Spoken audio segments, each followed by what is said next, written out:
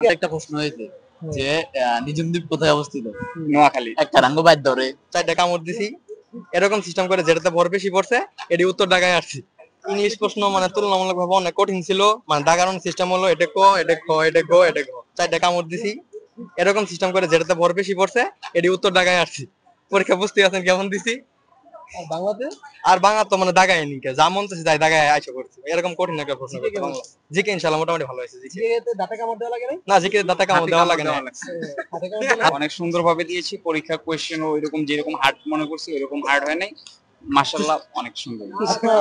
একটা প্রশ্ন হয়েছে যে নিঝুম দ্বীপ কোথায় অবস্থিত? নোয়াখালী। একটা রাঙ্গ বাদ ধরে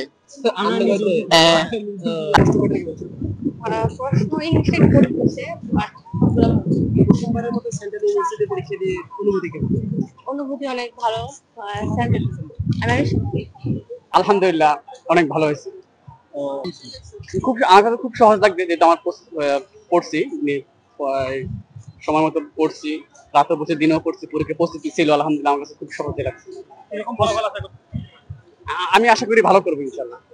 প্রস্তাবিত মানে ইতিহাসের একটা অংশ হয়ে থাকলো এই কারণে যে জুলাই গণ অভ্যুত্থানে আমি আন্দোলন অংশগ্রহণ করছি, ছিলাম সমর্থনে, সব জায়গায় ছিলাম, আন্দোলনের আমি ছিলাম। তো এটা একটা আনন্দ যে কি মানে সেন্ট্রাল ইউনিভার্সিটির অধীনে আমরা আমাদের আন্দোলনের মাধ্যমে একটা ইউনিভার্সিটির নতুন নামকরণ করা হয়েছে, আর ওইখানে আমি পরীক্ষা দিতে পারি, আমি নিজেকে সুন্দর মনে করছি, অনেক ভালো লাগছে।